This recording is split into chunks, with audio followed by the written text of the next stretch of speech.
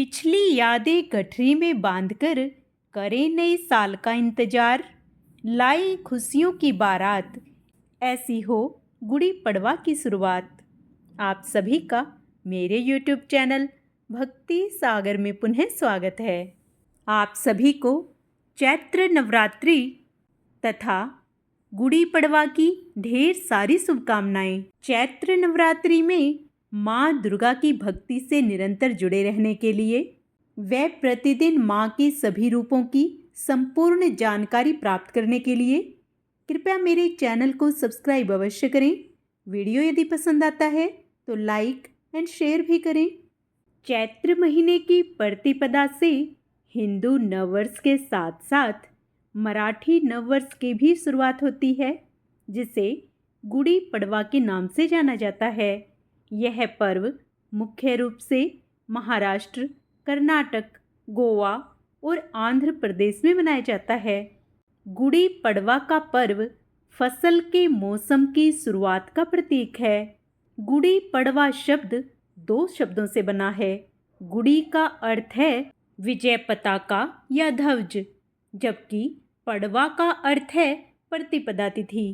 यह माना जाता है कि इस दिन भगवान ब्रह्मा ने सृष्टि का निर्माण किया था। कुछ लोग मानते हैं कि गुड़ी पड़वा मराठा योद्धाओं की जीत का प्रतीक है। यह त्योहार चैत्र मास के शुक्ल पक्ष की प्रतिपदा तिथि को मनाया जाता है। गुड़ी पड़वा को मराठी नववर्ष के रूप में भी जाना जाता है। इस दिन गुड़ी नामक एक विशेष ध्वज भी फहराते हैं, जो विजय और समृद्धि का प्रतीक है। हिंदू पंचांग के अनुसार चैत्र महीने के शुक्ल पक्ष की प्रतिपदा तिथि 29 मार्च को शाम 4:27 पर शुरू होगी।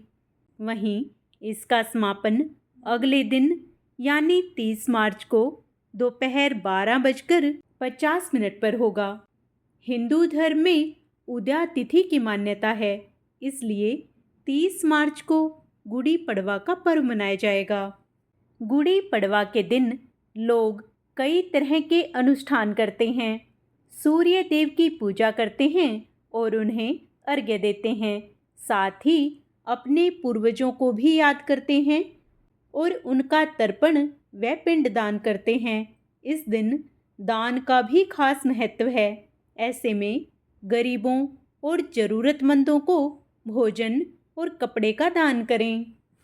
इस दिन लोग अपने घरों को साफ करते हैं और उन्हें रंगोली और फूलों से सजाते हैं। साथ ही नए वस्त्र पहनते हैं और पारंपरिक भोजन बनाते हैं। गुड़ी पड़वा के दिन लोग गुड़ी नामक एक विशेष ध्वज भी फहराते हैं, जो विजय और समृद्धि का प्रतीक है। आइए गुड़ी पड़वा की पूजा विधि जान लेते हैं। यह त्योहार मुख्य रूप से नए साल के स्वागत का जश्न मनाता है, इसलिए लोग अपने घरों और आंगनों की सफाई करते हैं ताकि सब कुछ साफ सुथरा और व्यवस्थित रहे। इस दिन तेल से स्नान करना अनिवार्य है। महिलाएं प्रवेश द्वारों को अलग अलग पैटर्न और रंगों की रंगोली से सजाती हैं। नए कपड़े पहनना, खास तौर पर कुर्ता पजामा और साड़ी पहनना इस परंपरा का अभिन्न अंग है। इस त्योहार का सबसे महत्वपूर्ण हिस्सा गुड़ी को फहराना है। गुड़ी को फहराने के बाद लोग गुड़ी तक पहुंचने के लिए मानव पिरामिड बनाते हैं और उसके अंदर रखे नारियल को तोड़ते हैं। यह त्योहार का एक महत्वपूर्ण अनुष्ठान है और महाराष्ट्र में लगभग हर जगह इसका पालन किया जाता है। इस अनुष्ठान में केवल पुरुषों और किशोर लड़कों को ही भाग लेने की अनुमति है। एक अन्य रस्म है नीम के पत्ते खाना। यह एक ऐसी प्रथा है जो त्योहार की शुरुआत का प्रतीक है। पत्तियों को कच्चा खाया जा सकता है या फिर उन्हें पीसकर और फिर उसमें गुड़ और दूसरे बीज मिलाकर चटनी के रूप में तैयार किया जा सकता है। इस दिन बनाए जाने वाले अन्य व्यंजनों में श्रीखंड शामिल है, एक ऐसी मिठाई जिसे पूरी, पूरन पोली, चना और सूंठ पन्ना के साथ खाया जाता है। रंगोली गुड़ी पड़वा का एक महत्वपूर्ण पहलू है और सड़कें ऐसी रंगोलियों से भरी होती हैं क्योंकि लोग गुड़ी पड़वा को बहुत उत्साह के साथ मनाते हैं। पश्चिमी महाराष्ट्र के लोग गुड़ी पड़वा या नए साल के आगमन का जश्न मनाने के लिए पारंपरिक पोशाक पहनते हैं और जुलूस के दौरान नृत्य करते हैं। अक्षेत्र की समृद्ध संस्कृति और इतिहास को याद करने के लिए महिलाएं जीवंत और रंग बिरंगे परिधानों में सड़कों पर उतरती हैं। यह त्योहार बुराई पर अच्छाई की जीत का भी प्रतीक है क्योंकि भगवान राम रावण को हराकर अयोध्या लौटे थे। ऐसा माना जाता है कि घर में गुड़ी लगाने से बुरी आत्माएं दूर रहती हैं तथा आपके जीवन में सौभाग्य और समृद्धि आती है। गुड़ी पड़वा बुराई पर अच्छाई की जीत का प्रतीक है क्योंकि यह भगवान राम की रावण पर विजय का स्मरण कराता है। यह दिन वसंत ऋतु के आरंभ का भी दिन है तथा इसे फसल कटाई का त्योहार भी माना जाता है। इस त्योहार को दूसरे राज्यों में अलग अलग नामों से भी जाना जाता है, जैसे संवत्सर पड़वो, उगादि, युगादि, चेटी चंद या नवरेह। पूर्वोत्तर राज्य मणिपुर में इसे साजिबू नोंगमा पनबा चेरा ओबा के नाम से भी जाना जाता है। कई लोग इस दिन सोना या नया वाहन खरीदने के लिए शुभ मानते हैं। गुड़ी पड़वा के कुछ विशेष अनुष्ठान जान लेते हैं। घर के प्रवेश द्वार पर रंग बिरंगी रंगोली बनाई जाती है और घर के सामने झंडा या गुड़ी फहराया जाता है। ध्वज पर फूलों और आम के पत्तों के साथ पीले रेशमी आभूषण सजाए जाते हैं। इस दिन हल्दी और सिंदूर से शुभ स्वास्तिक बनाया जाता है और मोमबत्तियां जलाई जाती हैं। जरूरतमंदों को पानी पिलाया जाता है।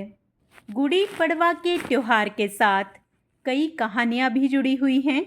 आइए उन्हें जान लेते हैं। पवित्र हिंदू धर्म ग्रंथों में से एक ब्रह्म पुराण में उल्लेख है कि भगवान ब्रह्मा ने एक प्राकृतिक आपदा के बाद दुनिया को फिर से बनाया था, जिसमें सभी लोग मारे गए थे और समय रुक गया था। इस दिन ब्रह्मा के प्रयासों के बाद समय फिर से शुरू हुआ और न्याय और सत्य का युग शुरू हुआ। इसी कारण से इस दिन भगवान ब्रह्मा की पूजा की जाती है। एक अन्य कथा के अनुसार भगवान राम 14 वर्ष का वनवास काटकर सीता और लक्ष्मण के साथ अयोध्या लौटे थे। यह दिन भगवान राम की रावण पर विजय का जश्न मनाता है। इसलिए घरों में गुड़ी या ब्रह्मा का झंडा फहराया जाता है। जैसा कि पौराणिक कथाओं के अनुसार रावण पर राम की विजय के बाद अयोध्या में विजय ध्वज के रूप में फहराया गया था। गुड़ी का एक अन्य ऐतिहासिक महत्व भी है। इस दिन छत्रपति शिवाजी महाराज ने मुगलों को हराया था और राज्य के लोगों को मुगल शासन से मुक्त कराया था। यही एक मुख्य कारण है कि महाराष्ट्र के लोग इस दिन गुड़ी फहराते हैं। ऐसा माना जाता है कि झंडा घरों के परिसर में किसी भी तरह की बुराई को प्रवेश करने से रोकता है। आशा करती हूँ गुड़ी पड़वा से संबंधित मेरे द्वारा दी गई यह जानकारी आपको अवश्य पसंद आई होगी। कमेंट में जय श्री राम अवश्य लिखें।